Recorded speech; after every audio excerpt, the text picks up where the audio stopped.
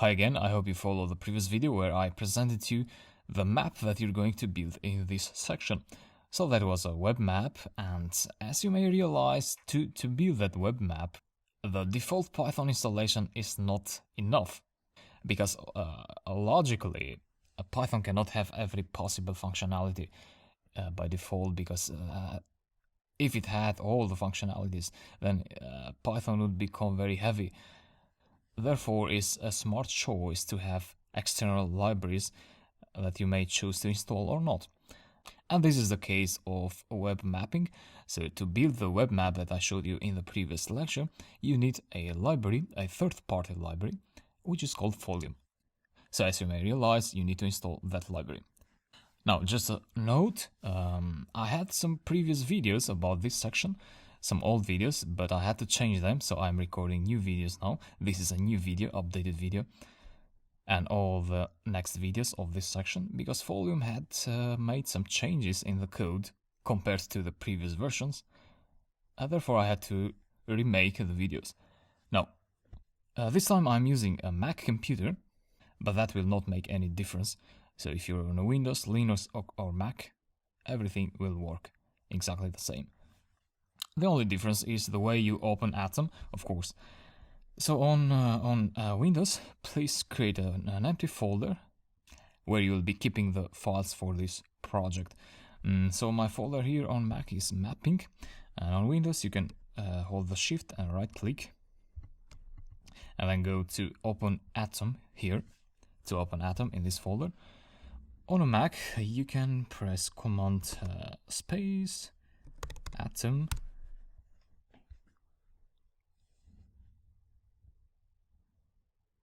and then go to View, Developer, open in Dev mode, and then locate the folder and click Open.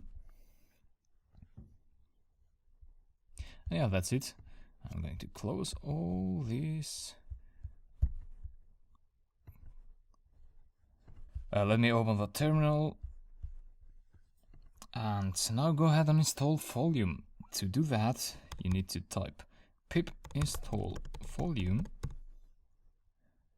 Normally you'd have to do this on Windows. On Mac, if you have two installations of Python, you may need to do pip3. So that will explicitly say to install Folium for Python 3. So Folium was installed successfully. If you have a message saying that Jinja 2 is required for this package, then just go ahead and do pip3 install Jinja 2. However, I expect that Folium will install Jinja 2 by default, as it did for me, so it should be good to go. Once you've done that, I'm going to open Python, actually Python 3. On a Mac, you need to specify Python 3 explicitly. And what I'm going to do now is I'm going to create a basic web map. And I'm going to use a Python interactive shell for that, so that I show you things around. So try to import Folium. If you get no errors, that means Folium has been installed successfully. Now, how does Folium work?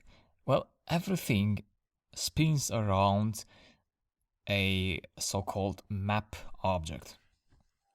So the very first thing you need to do once you import Folium is you need to create a map object. So I'm using a variable to store that map object, and then equal to folium.map. So this is the class that creates this object. If you want, you can actually check dir folium to get a list of available objects that you can use on Folium. So here is map. Ignore the others for now, we'll go through them later.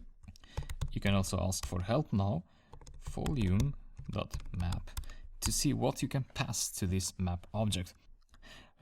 Create a map with Folium and leaflet.js.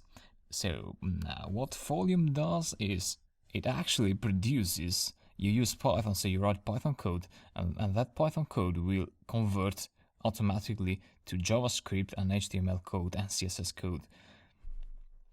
because you need JavaScript, CSS, and HTML to create web maps. You cannot do that with Python code directly. So the browser reads HTML, CSS, and JavaScript and renders the code of these three programming languages to elements, so like text and lines and points and pictures. So that's what Folium does.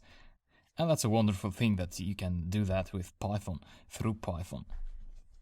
Anyway, you can look here, down here in parameters. You can pass a location parameter in here. And you can specify the width. Anyway, if you don't specify the width, a default width of 100% of the browser area will be used. So you don't have to pass width and height as well. And then you have tiles. Default is OpenStreetMap tiles.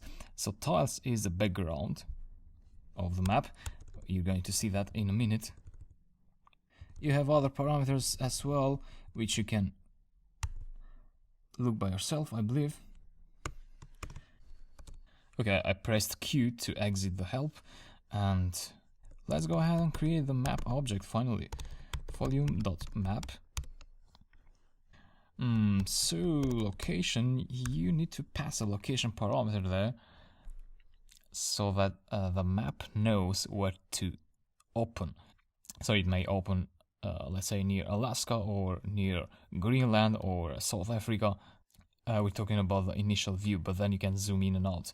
So let me pass a random location. Locations, by the way, are given through coordinates, and by default you need to pass geographic coordinates, which is latitude and longitude. And so latitude ranges from -90 to 0 to 90. So let me pass 80 there. By the way, this goes inside the list actually. So 80, a comma, and then the longitude. The longitude ranges from 0 to -180 and 0 to 180. Let me pass -100 and close the bracket. So you pass a list of coordinates to location. And actually that's enough. You can have a map object with that. Execute, you don't get an error. That means everything is working fine.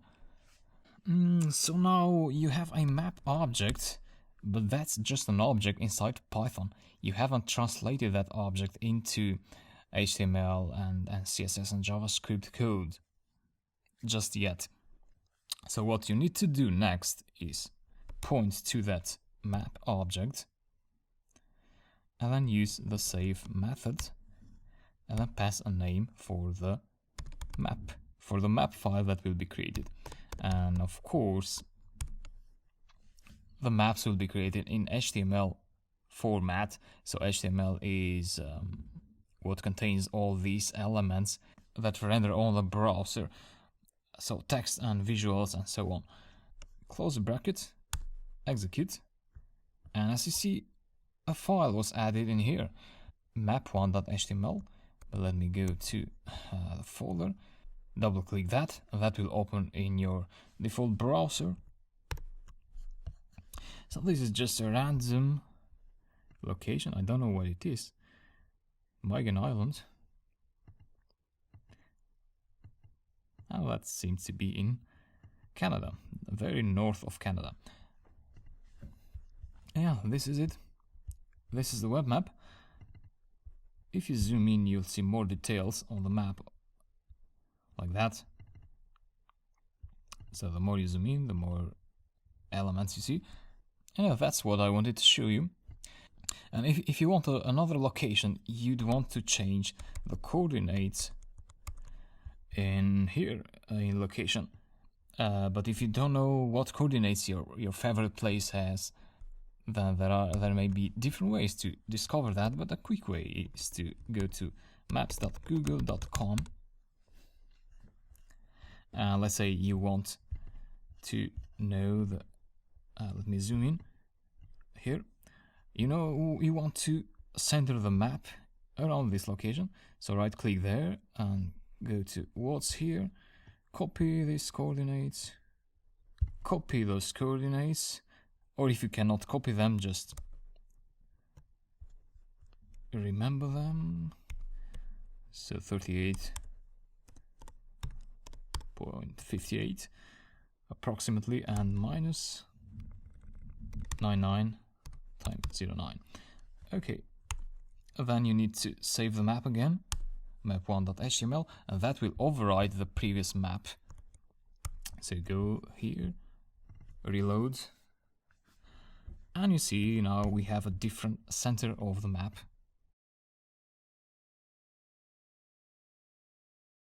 And of course you can also play around with the zoom, so you can add a zoom parameter in here. This is called the zoom start. Let's put it at 6. Don't forget to close the brackets in here. Okay, execute. Upper arrow key to call a previously executed statement, like map save. Well, you can also choose to go to the browser and reload with Ctrl R or Command R, and that will show you the new map with another zoom factor. And yeah, that's about it. Try to play around with this a little bit, and in the next lecture I'll show you how to add points to this map. I'll see you there.